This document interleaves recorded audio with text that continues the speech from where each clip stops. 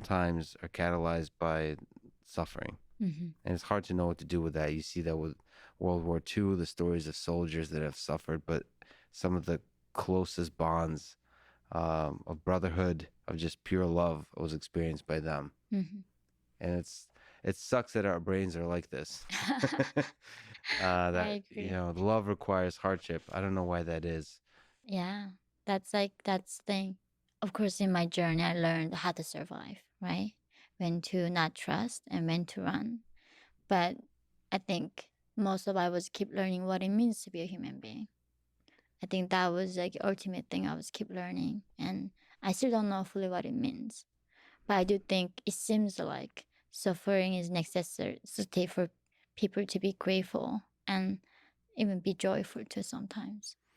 Yeah. So I talk about love quite a bit. Yeah. And you mentioned that romantic love. Mm. Well, I'm fascinated about love in many aspects. Hmm. But you mentioned romantic love was forbidden in North Korea. Yeah. What do you think about love now that you've kind of discovered it? What's the role of love in life? Why was it Mm. why do you think it was forbidden in North Korea? So the tragic thing about North Korea is not only just banning Shakespeare. Like we don't even know what Romeo and Juliet is, right? Hmm. Our movies is never about love stories. But then also they ban the love between mother and daughter, wife and husband. And and Yeah. you between your friends, they deny you being a human. So only love that I knew was when I described my feeling towards the leader and in a written form. That was the only love that people know in North Korea. And now, I mean, like, there are many loves you can experience. I mean, I think you definitely love science, right? But imagine that if you're being denied that. Yeah. So there are so many loves in life, but in North Korea, all of those things are denied. And I think for me is love what makes you tick. Like, love for your child, love for your parents, love for your friends, love for even yourself. That is denied. So I mean, many people say like love is an option, but like then why do you live? I think we live to love. And it doesn't have to be romantic love. It can be anything. But finding love in any person or in any subject, I think that's a goal. I think that's when people find the meaning in something. Yeah, I think romantic love is just one sort of Part of it. one echo of the Yeah. some core thing. Yeah, science. I love science. I love robots. All of those things, and Mm-hmm. it sounds like deliberately or not, the North Korean regime wants to channel that very deep aspect of the human spirit Mm-hmm. all towards the leader. Yeah. That's it. That's the only thing they allow us to feel and know about. So I remember, I mean, you read 1984 by George Orwell. It talks about double think and double speak. Who controls the language? Who controls thoughts? And why it does talk about as they go, they like eliminate a lot of words, right? Now, like later, one word can represent 10 different things. And like what fascinates me is like how many vocabulary meaning people can have. And like when I literally came out, I remember I went to San Francisco and someone came to me and hugged me. And then he was a guy. It's like, "Oh, baby, don't worry, I'm gay." I was like, "What the heck is gay? I don't know, right?" And then I literally had to go to a hotel room and Google the gay, and it's like, "Oh, that's what you meant." And like that, like they deny what that is. I'm sure there are gays in North Korea. I'm Yeah. sure there is, but you don't know what it is. Yeah. And like that, they eliminate words. So the fact that you know the concept that is a state is much better than and that's the thing a lot of people like when you're born you somehow know what justice is Yeah. what liberty is and it's or somebody taught you that and like that's the thing why people is like oh humans are inherently know what is right what is wrong what is oppression and like that's like BS you gotta learn. That's fascinating that words give rise to ideas. So, Yeah. like, as a child, one of the ways to learn about justice and freedom is to first learn the word Yeah. and then to ask, well, what is it? Yeah. The and, concept. Yeah. and if you don't have the word for it, Mhm. then you never have the kind of first spark that leads to you trying to be curious about it. That's interesting. And controlling the words. And then, yeah, I mean, Controlling your thoughts. and right? then you control the thoughts. Yeah. There's so many echoes. I mean, I have it's a very different but perhaps a very similar experience, which is the journey of my family through the Soviet Union. Mm. Because there is a love of country, there is a pride of the people, Yeah. like you are proud of your family Yeah. in general. Yeah. But I wonder how much of that is polluted by the propaganda. I think a lot to do with it, for sure. Yeah. It is till this day. I'm like my father who died in China, and he was tortured, and then he died. He wanted to go back before his death, right? And then it's like, Dad, if you go back, you're gonna be executed. And it's like, I want to be executed, He wanted to go back to North Korea. to be executed, so he can be buried in his own land. And then his last wish was, if I die, cremate me, and then bring my ashes back to my country. When I'm dead, I still want to be in my country. And this is like nationalism. This is a propaganda, right? And but now, like, it's the same thing. Like, it's the same thing. If I die, I somehow buried in my land, and I still like feel like I'm the outsider. I'm always longing for my home. It's a horrible home. Yeah. Like people say, "What's your dream? Like, do you want to be a president? Do you want to run for office?" Like, I just want to go home. That's my dream, right? And people here don't get it ever. Yeah. And I don't know what to do with that. I love my country, and I think for me, my country is the United States, and perhaps it will be for you too one day. it is. I think it's becoming. U.S. has been a very special place in my heart. I think this is the first place I felt like I feel like home. And I mean, I was in South Korea longer, and I didn't feel that way. So. So I think we have very different life stories, but I think Mm-mm. it's almost two different people. The For me, it's the person that was in the Soviet Union and the person that's here. Those are two different people. Yep. That previous person's home is in the Mm. Soviet Union, and he's part of me. Yeah. And I suppose in that same way, your your first maybe 2 decades of life are somehow longing for the home that Yeah. is North Korea, Yeah. and your next 2 decades of life might be finding a home Yeah. in the United States. Yeah. Your dad, can you tell the story um, of his struggle, of his death? Mm-hmm. I mean, first, do you miss him? Do you think about him? Oh man, like all the time. Like I had a son when I was 22, and I had IVF 3 times. And I'm like, as you see, I'm like 80 pounds, but back then I was like 75 pounds. And because of my severe malnutrition, somehow my body is very different. And so after 3 times of IVF after 23, I was still wanting family. And the reason I wanted him is because I felt so guilty for my father that he never seen this world. I somehow, like when you're so desperate, you become illogical. Like I want to believe in the reincarnation, like Buddhist idea, right? You come back to life.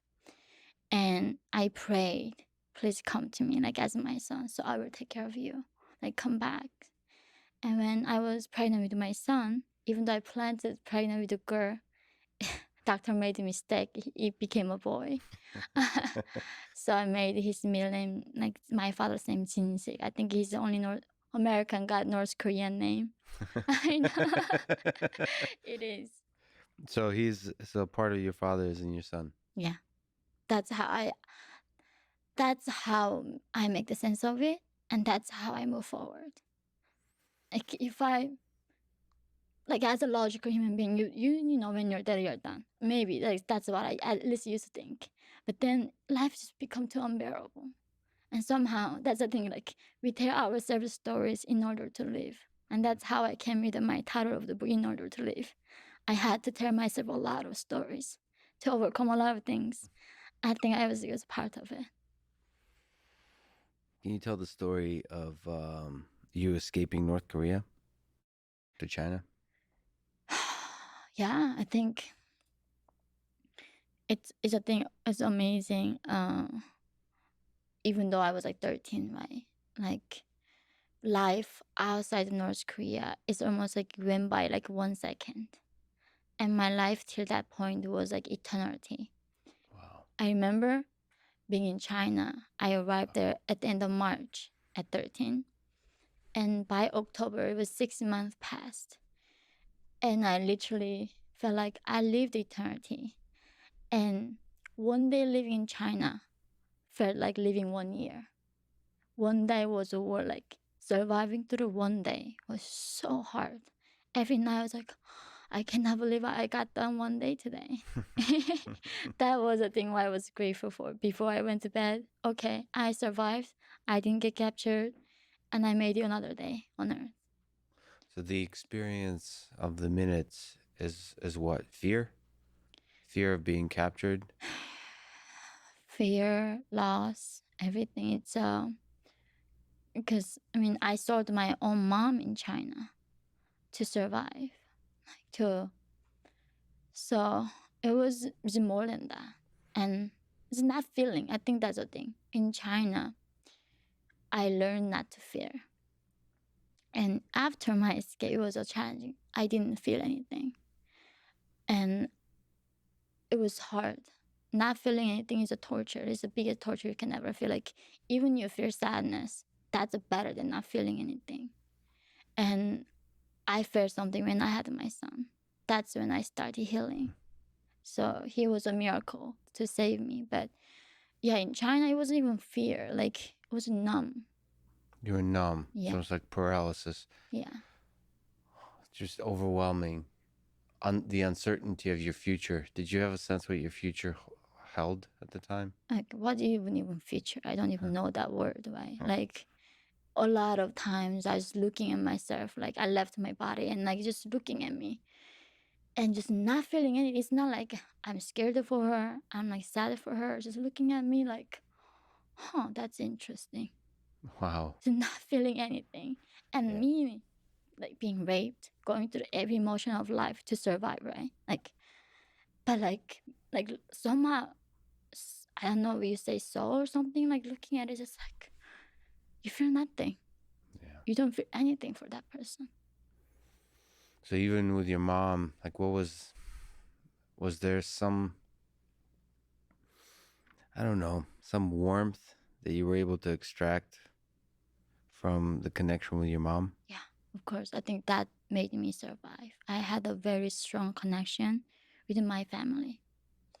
And I think that's what kept me going to do all of that. I think, as you said, I escaped at 13. My sister, at the age of 16, escaped with her friend first. Mm. And I was going to escape with her, but one day I got like really bad stomach ache. And my parents took me to hospital. And in North Korean hospital, they don't have like X-ray machines. Like they don't even have electricity. They like literally using one needle to inject everybody. Yeah. And people don't die from cancer in North Korea. You die from infection and fever and Yeah. hunger, right? So most likely you're gonna die more by being treated by doctor than not being treated. I think I was lucky, even though they thought I had appendix. They operated on me without any painkiller, and I didn't get infection. I survived. So that's how I got delayed to escape with my sister. And she left me a note in my bedside saying like, follow this lady. And this is like another trick about human trafficking, right? She sold me to China as a sexual slave, and she executed for it later. And She was executed for that later. she had 5 daughters, and she sold all her children to China. And we can now sitting here judging on like how heartless you are selling your own children to China. And as a sexual slave, they were like, her children were like 7, 10 years old. But that was the only way for her to save her children. And if she didn't sell me that day, I would be dead right now. So I'm grateful that she sold me. And I think that's the thing is like life is so crazy. You cannot judge. It's just so complex. And yeah, that's how she changed my life by selling me. She sold my mom and myself in 2007 to China. So you're grateful for that. So you're grateful for that suffering Of course, I am grateful. because the alternative is worse. I would not be here with you. You never knew I existed. What do you make of the others suffering in the world today? The people there in North Korea. Mm-hmm. So that is part of your life's work is Yeah. helping those people. Mm-hmm. What do you think about them? What should people know about them? I think that's when I get angry. Whenever I think about them, like I Who's know your anger directed at? at the heartlessness of people, the ignorance of people. Like, so when I got out of North Korea, right, going through all of that, and I went to South Korea one day, I was watching television, and there's like a famous Korean K-pop stars and crying and doing some fundraising concert.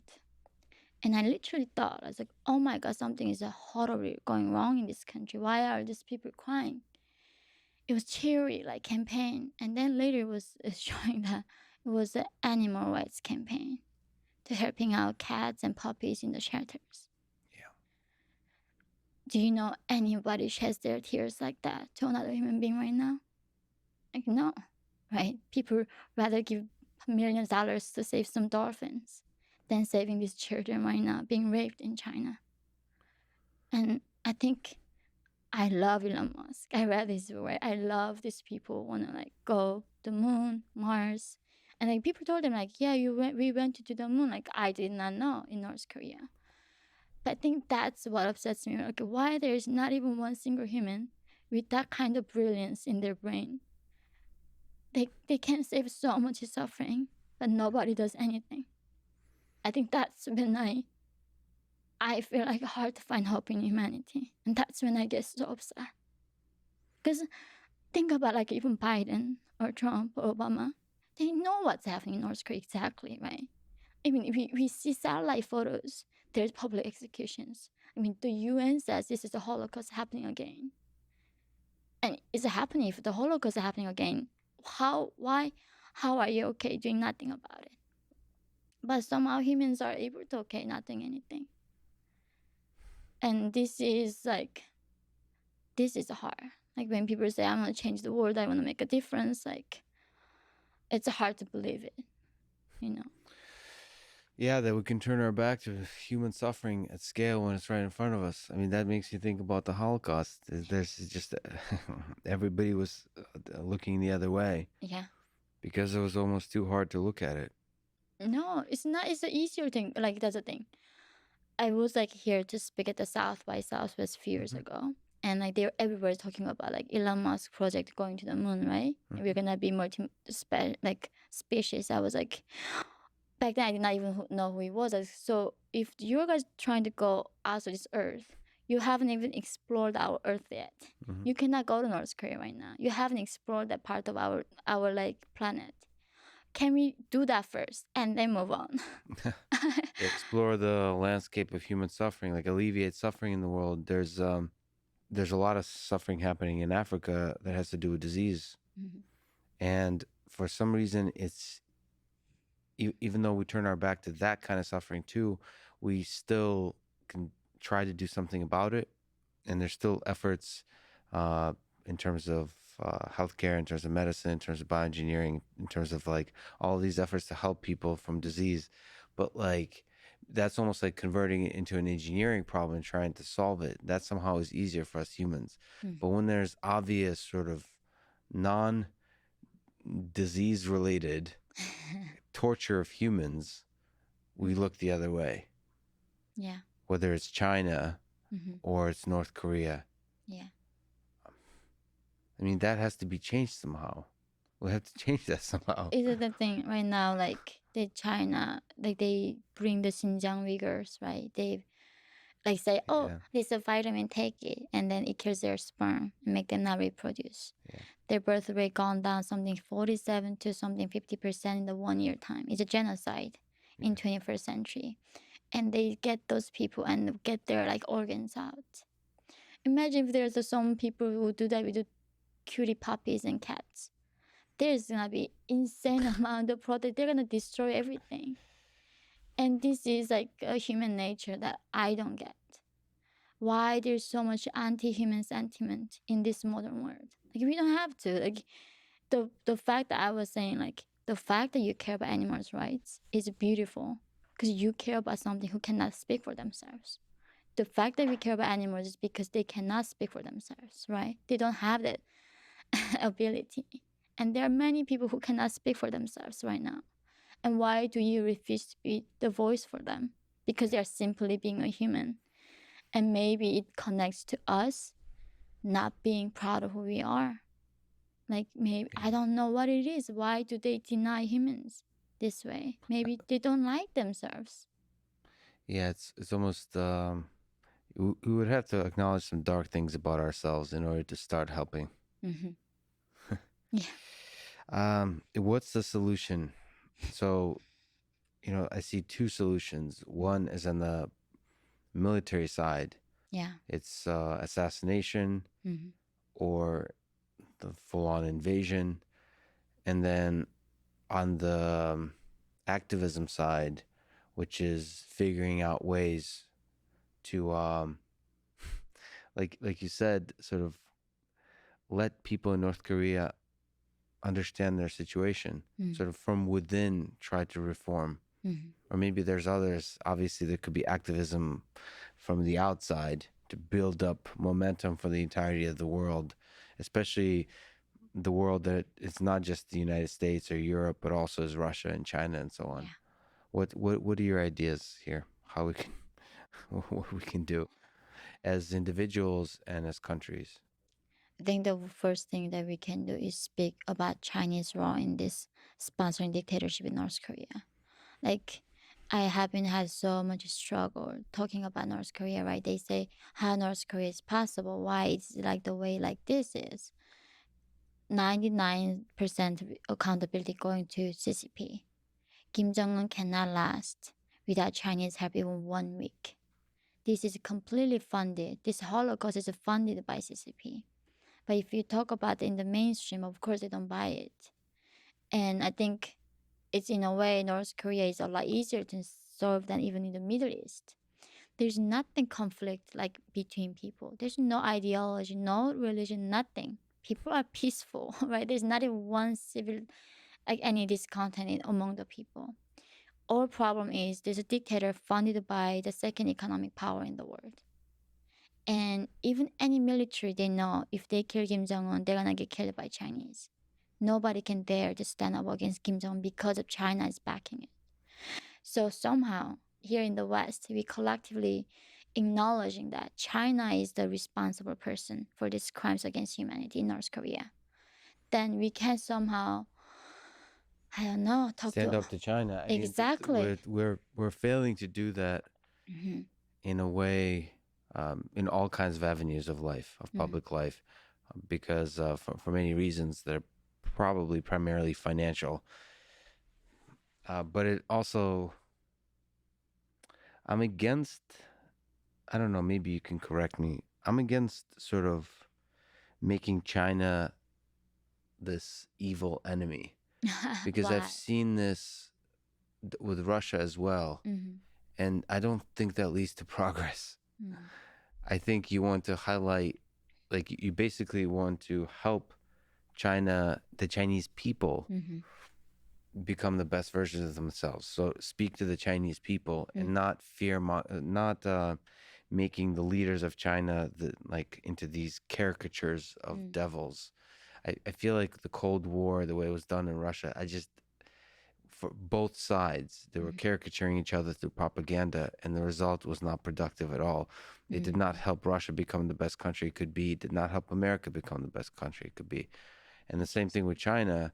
I feel like making them into this enemy, like being afraid of China, being making them into the thing that's going to spy on us, that's going to destroy the rest of the world. Mm-hmm. That's not going to help China Right. like reform themselves. They're going to plant their feet.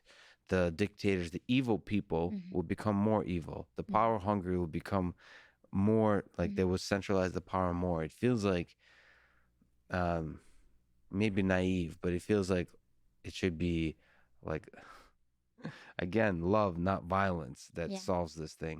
Now, of course, in North Korea, it's like long gone. There's, there's, 80 years. Almost 80 years. It's you can't. Love is not going to solve that problem. Or I mean, I don't. It's very difficult. they So, have tried that. called something Sunshine Policy, which is there's a two people walking down the street and the sun and the wind made a battle. So who can take off that man take off jacket? So wind tried to blow as much air he could. And then that man was like putting more like his jacket on, right? Not taking off. But sunshine came like, okay, I'm gonna give him a lot of warmth. And then he took his jacket out and came out. Mm-hmm. So that was the theory. Let's give North Korea as much love they want. Let's give them a lot of money, whatever they want, let's give to them so they know that we are not here to attack them. Yeah. And North Korea, what they did is the guy who did the sunshine policy in South Korea named Kim Dae-jung won the Nobel Peace Prize for that. And Kim Jong-il used the money to build the nuclear weapons. So that's how they came with the nukes. So I think that's the thing. Yeah, I well, hope that love solves problems. so, but there's got to be a way, and that's the hope is with the 21st century is you can directly speak to the people somehow. When there's no internet, when there's nothing like that, it's hopeless. I think China, there's a hope that Yeah. the China is still connected to the internet. I love your optimism. I have seen the actual dark side of China on the underground. I hope. I think that's the thing. People here in the West, right? They say, "Oh, how can it be that bad?" They ask me like, I walking passing this young teenager man in near the war with my sister. He's like intestine coming out through his back, right? And even in that moment, what he wanted was, please give me food. He was hungry. His intestine is hanging out of his body, Yeah. and he's Asking for food. asking. Do you know what humans demand when they die in North Korea? All they want is eating, right? Yeah. And people say, oh, nothing can be that bad. But people just here haven't seen an actual true evil. Would you say that the evil comes from a tiny minority of people, or does it permeate much larger parts of the population? Like if we look at sex trafficking, how many people, like, is it 99.9% of the people are longing to do good in the world, or is it or do we all have the capacity for evil in certain kind of environments, certain kind of governmental structures inspire a large percent of the population to do bad things? I think humans are capable of anything. There's no exception. I don't think there's any saint who born with that morality. I think in North Korea, you can say initially that there's few guys in the top wanted the power and then doing this, but eventually it made a society where people don't even know what compassion is. Yeah. We don't know the concept of, we don't know that you need to feel bad for another human being when they're suffering. Yeah. The fact that you know compassion is in your knowledge, that's why you do that. Humans need to learn. It's not anything bad about human nature, it's just saying humans are capable of everything. We are the most adaptable species on the planet. That's why we created the internet, like talking this way, right? No other animals have done it because we are so adaptable. That is a good thing and that's a bad thing. So in that adaptable situation, they all can be, I mean, during the Holocaust, right, those people, they could have been capable of good too if they were exposed to different system. Yeah. And that's why when people underestimate evil, that's what scares me. Evil is evil. It's a different thing. It's a completely different thing. And of course, I completely get your idea. We don't want to isolate 1.3 billion human beings on Earth by Chinese. But the thing is, we are talking about this regime, not the people. I love Chinese people. I speak Chinese. I love like all about that country. But this system does promote evil. Well, that's an optimistic view actually, because we can fix systems. Yeah. It's harder to fix people. So if we fix systems, then the people are adaptable, Absolutely. as you said. I mean that, and then the question is, first of all, you have to talk about it, just as you're doing. You're right now like this little flame that burns bright, and it's really important for North Korea. But just keep talking about it until until hopefully it leads to, at the highest levels of power, revolutionizing the systems in the world. And then in China and in North Korea, do you see North Korea being a potential instigator of a nuclear war? They will not start a nuclear war. as long as they can do whatever they want right now, right? North Korea's army not designed to fight the enemy. They designed to prevent their own people, the coup d'etat and the revolution with their own citizens. Yeah. That is 1.6 million of North Korea with a tiny country, the fourth largest armies in the world.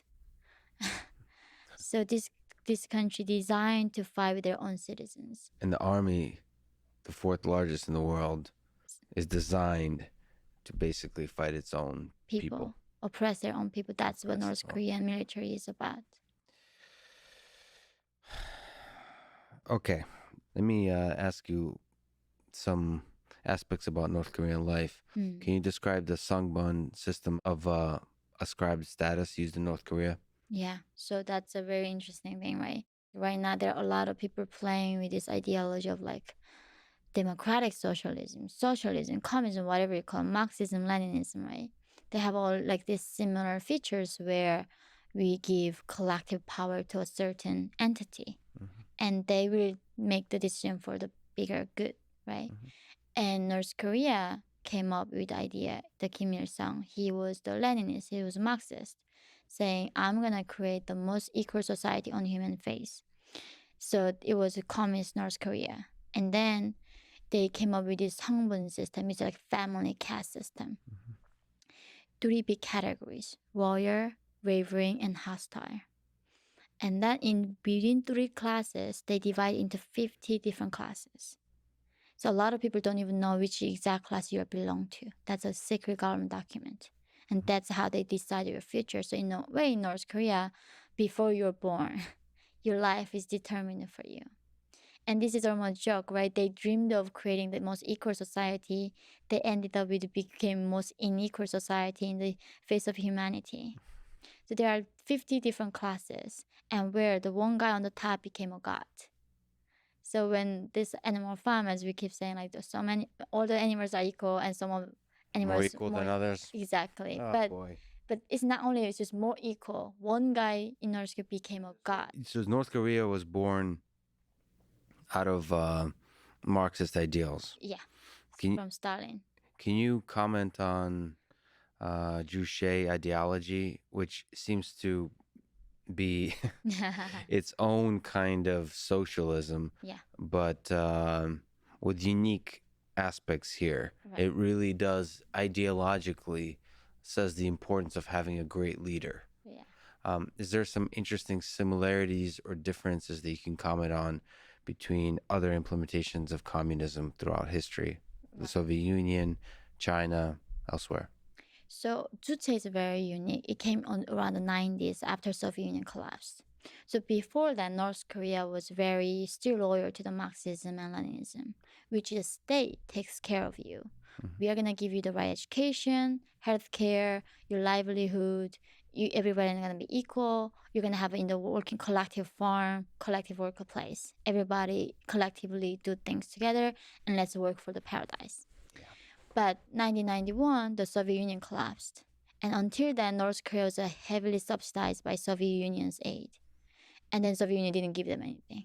So now 3 million people dying on the streets. The regime then came up with the idea, okay, our goal is what is successful ruling for us is keeping the 10% of population alive, which is in the capital Pyongyang. So they designed the Hunger Games. There is a capital, 13 other districts. Everybody on the countryside on purpose being starved. So those people who are starving cannot thinking about meaning of life, cannot thinking about shooting to the moon, right? They're not gonna think about anything. All they're gonna think is like finding next meal. All on purpose. All on purpose is man-made famine. International community was begging to give North Korea food.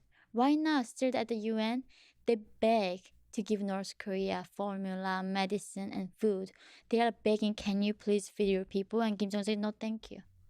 Last year, like when North had a horrible flooding, South Korean president begging, can I give you please some medicines? Like, no, because he wants to be the one provider. He doesn't want people to think other people giving him the thing. So on purpose, other people are starving. And that Juche idea is that's when it's coming from. So until that communism was about like state is being a father figure, takes care of all your needs, right? Give the power to us and you're all good. But North Korea regime says, okay, now we cannot give people ration, so which means 주체 means self-reliance. You need to take care of yourself while you're giving every right to us. So now in the 90s, the regime told us, okay, we are not gonna give you ration. You cannot trade, that's illegal, but you find your own way to survive. So be self-reliant. That's what 주체 is. And but when you're a god, you can do whatever you want. You don't need to make a sense. That's the difference being a god and being a leader.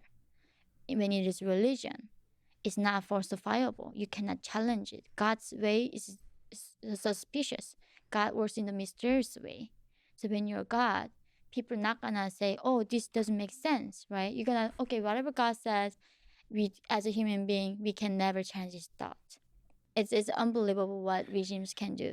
There's something about famine, you know, that is another level of evil to me. You know what Stalin did in Ukraine in the 30s. Yeah. Fuck him. Yeah. This is what torture is. Cannibalism. Yeah. And North Korea too. They eat humans. Right now, in 21st century, 7 billion people on this earth right now. You make enough food for 10 billion people. Nobody should be starving right now. It's worrisome to me. The humanity is moving forward with technological advances, blah blah. We are going so fast in advancement, and we are leaving this like 25 million human beings in the cage, completely leaving them behind. And North Koreans are living like 16 centuries. I never, like this morning I was taking a shower, beautiful shower. Like one never knew what shower was. I was bathing few times a year, going to the like river. How do I even know what shampoo is? And this is how human beings in 21st century living. And it doesn't bother us. And rather, most of people are obsessed being a vegan. And like how do you reconcile this? I think we get used to stuff very quickly. We get used to comforts. That's just the way of human life. You take the beautiful things for granted. So I try to appreciate everything I have. So whether it's uh, like the food I have now, or like the luxury to have a diet and be struggling with that, Yeah. or just the basic simple moments of being alive with the people I love. Or actually, I get like I think I'm on drugs all the time because I feel like just even like this mug, everything on this table, just brings me joy. But it's like filling your life with joy in the full capitalistic American way. You can still, at the same time, not feel too bad about yourself and No. still focus on the suffering in the world. And I think there's some way that in trying to build a better world in America, it has ripple effects elsewhere. Yeah. Sort of like, so I'm a fan of rockets in space. It sounds perhaps counterintuitive, but sending rockets to space will help solve the North Korea uh, a problem because it lets people dream Yeah. and build cool stuff. So it's not the rocket, it's the other people that like are inspired by the rocket and then look to other problems in the world. I mean, that's what Elon did, is like he saw problems in the world and saw like, what can I do to help it? And I think the North Korea one is a tough one though, because that's ultimately has to do with revolutionizing government. We gotta change China. That's China. That's what it takes. Changing China's Communist Party is impossible. That's why we couldn't solve North Korea for that many decades. But it's China. Well, for now it's China, but it's China. It's so it's Russia. It's certain aspects of the United States and struggling with that. One of the, there's a bunch of technologies that are striving at this. For example, I don't know what your thoughts about cryptocurrencies. I love it. So like, there's a idea that money could be a way to destroy or to challenge the power centers of the world. Yeah. So if you take away the power from fiat currency and give it to this thing that can't be controlled by government, that's cryptocurrency, whether it's Bitcoin, Ethereum, all those kinds of things, that's a way to get money into the hands of people to where the government can't take that money away. But North Koreans don't have electricity, Yeah. no internet. So Yeah. we can do that with China. We can do it a lot of African dictatorship countries, right? I do think big cryptocurrency is such a fascinating technology, right? I think this is an amazing experiment when that power is in our hands. I'm the huge advocate and believer, but I think North Korea is too behind. Yeah. I think that's what is unique about North Korea is that most of things that we talk about is now it's different planet, literally. The common law that we have is now applicable. What about Kim Jong Un? Kim Jong Un, yeah. Is he intentionally evil, or is he mindlessly propagating an evil system created by his ancestors? What's your sense of the man? So with Kim Il Sung, I can give him more benefit of doubt. He was a initial true believer of communism. But then as later he gained the power, he realizing I guess back then he thought most of people are dumb, right? Individuals dumb. So therefore I need to make a decision for all of you. Yeah. That pure arrogance came from out of him. Even that I can tolerate. Okay, fine. And Kim Jong Il, who never fine, he grew up in that system too. But Kim Jong Un is very unique. This guy was educated in Switzerland, in the heart of democracy. He knew how human beings should be treated. As a child, he went. When you're a child, your brain is very susceptible. Yeah. Right? You change anybody. Like why the Mao was so obsessed like changing young people's minds. Like that's every revolutionary they do, right? They go change young people's minds first. This guy was so obsessed with the power, him being a god. Even studying in Switzerland didn't change him. And that's why I think that's a pure evil. I can give him more benefit of doubt to his grandfather and father. But when it comes to Kim Jong Un, this is like what pure evil looks like. Pure selfish being. Yeah. That's what it looks like. Is there some sense where he's justifying everything he's doing to himself, or do you think there's a psychopathic aspect to where he enjoys the suffering? I think in his life, right, I read a lot about like North Korea, a lot of CIA documents, a lot of intelligence people who worked there, and even like worked in North Korean type elites and escaped. I like hear about them. So Kim Jong Un, when they are born, they treat like gods. So they never have a sense of them being a human. They're like equal with the others. For them, like we are just any kind of tool. Like that what Napoleon like thing does, right? Anybody's a tool. Like once boxer dies, get him slaughtered for my cause. And they do not even feel guilty about it because they don't view us that you deserve, you are worthy of it. Yeah, that's right. So it's not like he even feels, he doesn't even recognize that's a suffering. Like of course this is what you do, serving me, because I am this. So I think that's like beyond that. Like it's not like suffering is enters his minds. He doesn't even think what we go through. So he thinks of himself as a god, Yeah. and then everybody else is just tools that are disposable. Right. There was rumors several times of him dying. Yeah. Do you think he is? Obviously, his health is not good. Mhm. Do you think he will die soon? What happens if Kim Jong Un dies? Well, when it comes to North Korea, anybody knows what they're going, what Kim Jong Un does is lie, right? Nobody knows. I'm sure CIA knows, but they never reveal that. CIA has enough intelligence to can tell where Kim Jong Un is, what he's doing. They just don't assassinate him because they don't see the needs of it right now. Because Do you think they can assassinate him? they can't. They do have ability to assassinate. Why the hell do they not assassinate him? Because they don't care. They don't care about the suffering of 25 million people. They gotta pay the price if they assassinate Kim Jong Un. They gotta pay the price afterwards. There'll be financial, there'll be political price to pay. Of course. It'll anger China, Absolutely. That is a huge piece for them. and then they'll have to deal. Obviously, there'll be financial, military consequences of having to deal with the turmoil, the uncertainty, Yeah. the revolutions that will spring up. Yeah. That's the thing. Like that's why they don't want to take that risk. They don't want to do anything. The US now became very passive when they pursue these moral values to the rest of the world. They did the same thing with the Holocaust in the early days, actually. Yeah, they were like just they didn't care, and that's what their always policy has been. They don't care. I mean, so if Kim Jong Un dies, it's gonna be very hard for North Korea to replace anybody in his position because Kim's is a brand. It's not just like a leader for us, right? Yeah. Whenever we think of Kim, who can read my mind, like who's like almost God figure.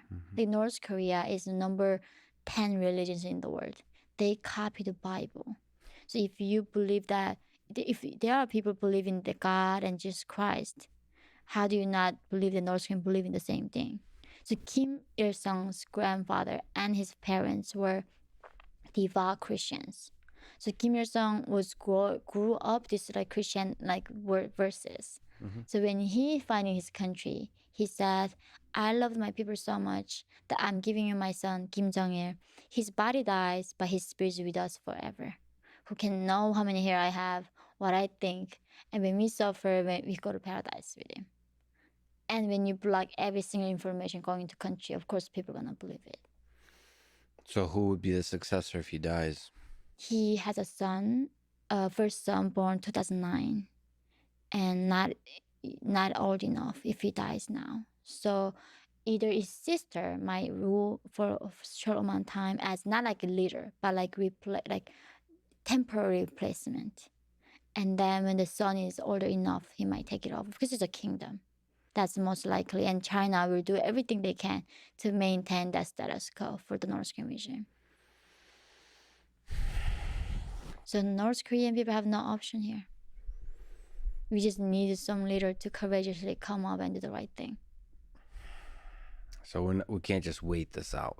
No, we can't. It's not something gonna take its course and gonna change. Like we not even know that economic freedom does not bring political freedom. We know in China it doesn't. That's the unique thing about freedom. You gotta fight for it. Otherwise, you don't never get it. Freedom is something has to be fought. And if nobody fighting for freedom, it's not gonna be there. Can we talk a little bit about freedom? What does it mean to you? Having had, we talked about love in that same way about freedom, having sort of discovered it later in life, what does it mean to you? I think every day I get a new definition of freedom. It is. It's a never-ending journey having this relationship with being free and what it means to be free, right? I think you definitely can live life without being free and also happy life too. I saw a lot of North Korean elites who were fed and have power but didn't have freedom or very happy, in a way happier than the people that I found in New York were like investment bankers and consultants in Manhattan, and 70% of them go like talk to therapists. I was very confused. I remember writing my book in New York, like my editor was saying, Yumi, you know, like you're traumatized, you need to go talk to a therapist. And I was like, what is therapy? Right? What is trauma? Because in North Korea, they don't have word for stress or trauma. Because how can you be stressed in the socialist paradise? So they don't let you be knowing what that is. Yes. So, and then they were like, yeah, hearing people having problems, go talk to therapist. And I was like how much is it? I said like $200 per hour, and it's a discounted rate too. It's like, no, thank you. I was like, Yeah. and we know that freedom comes with the responsibility. And in a way, it's not that easy to be free. Thinking for yourself constantly. Like when you, in a way, I understand, like, let's give government every power we have. Let them decide what education that I get.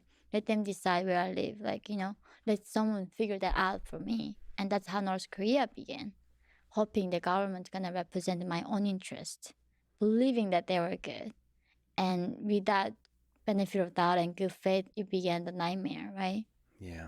So freedom is not like a gateway to be happy at all. In a way, it can make life a lot more complex. But then it's fun, isn't it? You start thinking for yourself, you start making mistakes, and it's so fun to be free, even though you can be suffering way more than the people who are not free.